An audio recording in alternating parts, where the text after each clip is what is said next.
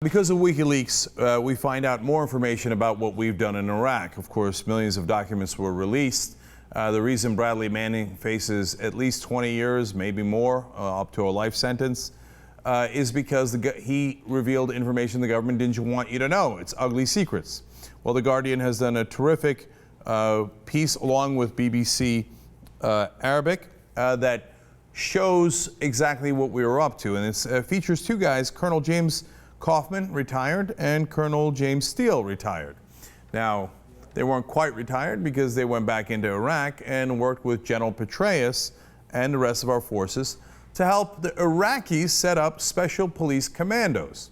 Now, those special police units wound up doing a tremendous amount of torture and, oh, by the way, some death squads. In fact, at the height of the civil war in Iraq, 3,000 people were showing up dead every single month. Now, I was naive enough to believe at the time that, hey, listen, we opened up that Pandora's box, so we were responsible for what happened afterwards, but I didn't think that we actually participated in it. Well, it turns out that we at least gave tacit approval and oftentimes active approval for exactly some of the most hideous things that were being done in Iraq. And when you see the history of Colonel James Steele, you begin to understand why. First of all, he was the same exact guy we sent down to El Salvador to set up the death squads there. And guess what happened in El Salvador? A tremendous civil war, just like in Iraq, where there were death squads and then retaliation and a vicious cycle of violence. So why not repeat that mistake? In fact, Celerino Castillo is a senior DEA agent. When he found out Steele was headed to Iraq under the auspices of Donald Rumsfeld, here's what he said. I first heard about Colonel James Steele going to Iraq, and I said, they're going to implement what is known as the Salvadoran option in Iraq. And that's exactly what happened. And I was devastated because I knew the atrocities that were going to occur in Iraq, which we knew had occurred in El Salvador. And of course, it turns out he was right about that. In case you're wondering and you forgot, El Salvador was a long time ago. How many people killed in the war in El Salvador? Smallest country in Latin America. 75,000 deaths. Thanks a lot, Colonel Steele. Really appreciate it. So, of course, Dick Cheney and Rumsfeld look at that and go, mission accomplished. Nicely done. Right-wing death squads. Let's send them over to Iraq. Throughout the Guardian piece, you see Rumsfeld lavishing praise on Steele. Oh, we've got the right guy in Iraq. This guy named Steele, he's doing the right things for us. And, of course, Cheney had worked with him in Panama as well when he was part of the George H.W. Bush administration. And by the way, so in El Salvador we had 75,000 deaths. How many deaths did we have in Iraq? Well, according to those same documents that were leaked through WikiLeaks, but this is the government estimate, so it is actually incredibly conservative and low, 109,032 deaths in Iraq between 2004 and 2009, including over 66,000 civilians. Civilians. We must be so proud. Now, even the Associated Press has both of those numbers at higher. They have it at over 110,000 deaths. Of course, some other organizations have estimated the deaths at up to 600,000, and I've even seen one estimate over 1 million. But everyone agrees at least 110,000 deaths, including a tremendous number of civilians. So, well, were these guys at least connected to General Petraeus and the higher command? Well, Colonel James Kaufman told Star and Stripes that he was, quote, Petraeus's eyes and ears out on the ground in Iraq. Fantastic. Now, let me go to a video from this series. Todd Greentree is going to talk about Colonel Steele's role. Colonel Steele is one of the few people who understands how to conduct intelligence-driven operations against operational cells of an insurgency or terrorist organization. So he knows how to operate that. Is it going to be a success? Well, it depends on your definition of success, right? But one thing is clear. He's doing this at the behest of Don Rumsfeld, Dick Cheney, and General Petraeus. In fact, General Muntadir al-Samari, who was a senior general in Iraq at the time, said they worked hand in hand. Now, that's actually referring to Kaufman and Petraeus. I never saw them apart in the 40 or 50 times I saw them inside the detention centers. They knew everything that was going on there. The torture, the most horrible kinds of torture. Now, General Adnan Tabit was the head of the special commandos. So if anybody knows what happened, it was him. He's the guy who ordered all of it. He says, quote, "Until I left, the Americans knew about everything I did. They knew what was going on in the interrogations, and they knew the detainees." So, did we know what was happening? You betcha. No question about it. General Muntadir al-Samari again, quote, "They were secret, never declared, but the American top brass and the Iraqi leadership knew all about these prisons. The things that went on there, drilling, murder, torture, the ugliest sort of torture I've ever seen." So they saw it, and they said the Americans absolutely knew about it. There was 13 to 14 detention centers, let alone the death squads roaming the country.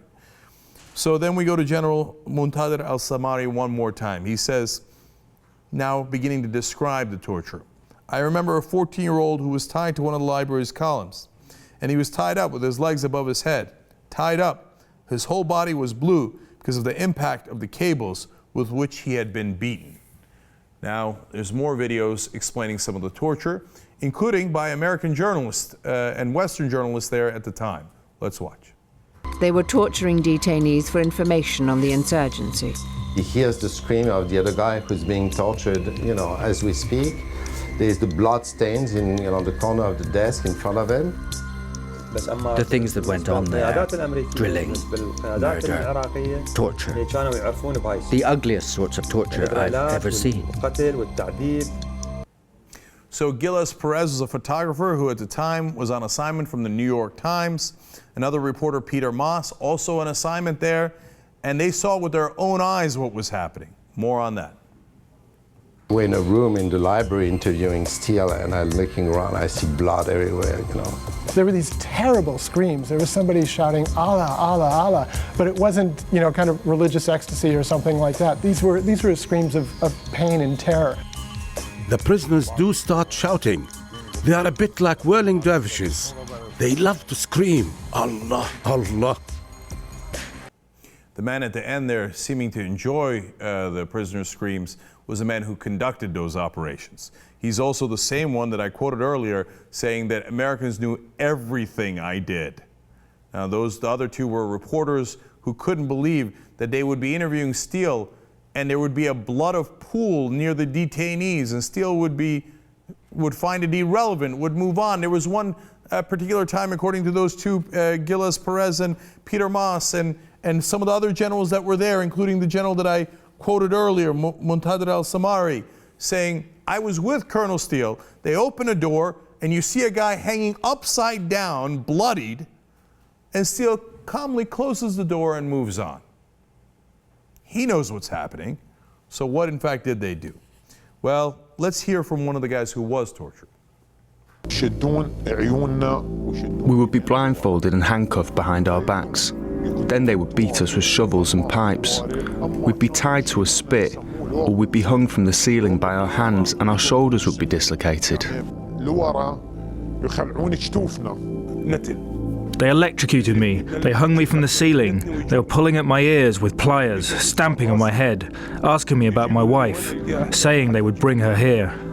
I remember Adnan Tabit came into the library and he told Captain Dorade and Captain Ali, "Go easy on the prisoners. Don't dislocate their shoulders." This was because people were having to undergo surgery when they were released from the library. At one point, they actually ran a reality show in Iraq, and this is unbelievable, where they would show the tortured detainees, kind of rubbing it in people's face. "This is what we do, so you better watch out." Now, that was in the height of the sectarian conflict, when thousands are dying every single month. It wasn't really like it was deterring people. Finally, General Petraeus had to call in and say, "Hey, listen, at least don't show the tortured people on TV. Is he not merciful?" Now, if you don't believe the Iraqi generals, and you don't believe the reporters, and you don't believe the people who were tortured, well, The Guardian also found some U.S. soldiers and troops that were there. Let me quote some of them. This is a man from the 69th Armored Regiment soldier who was deployed in Samarra in 2005. He says, "It was like the Nazis, the Gestapo basically. They, the commandos, would essentially torture anybody that they had good reason to suspect, knew something or was part of the insurgency, or supporting it, and people knew about that." He's saying that The troops knew all about it. Americans knew about it. The commanders knew all about it. One of these brave U.S. troops actually came out on the record. His name is Neil Smith. He was a 20-year-old medic based in Samara. He's now a born-again Christian and trying to make amends for what he thinks he did in Iraq. And he says, quote, "What was pretty widely known in our battalion, definitely in our platoon, was that they were pretty violent with their interrogations, that they would beat people, shock them with electric shock, stab them, I don't know what else. It sounds like pretty awful things." Now, one last soldier who was actually handing over people to be tortured, these detainees said, quote, "If somebody gets arrested and we hand them over to Mole, they're going to get their balls hooked, electrocuted, or they're going to get beaten or raped up the ass with a Coke bottle or something like that." So what we taught the right-wing death squads to do in El Salvador that led to a grotesque civil war there with 75,000 dead, we did again in Iraq. And what do we have? The same exact results. Death squads, torture, elimination of political opponents. And what happened? 110,000 dead at least. Will you, for the love of God, stop sending Colonel Steele into these situations? This is what we found out about our government. This is what our democracy was up to. If we care at all about being decent human beings and a light onto the world as we claim we are, we should never do this again. Colonel Steele is not an American hero. He is not productive. He gets the exact opposite results of what decent human beings would want. These are not some sort of glorious heroes as they were, made out to be by the right wing during the Contra scandal. By the way, Colonel Steele involved in the Contra scandal, of course. And they do these hideous things again and again, and we have to stop them. And thank God we found out what they did this time around so that we might be able to prevent it the next time around. And how did we find out? Bradley Manning. And that is, of course, why he's possibly facing a life sentence. How about the guys who did the torture, who ran the death squads, who taught people how to do the torture in the death squads? They, of course, are free to go.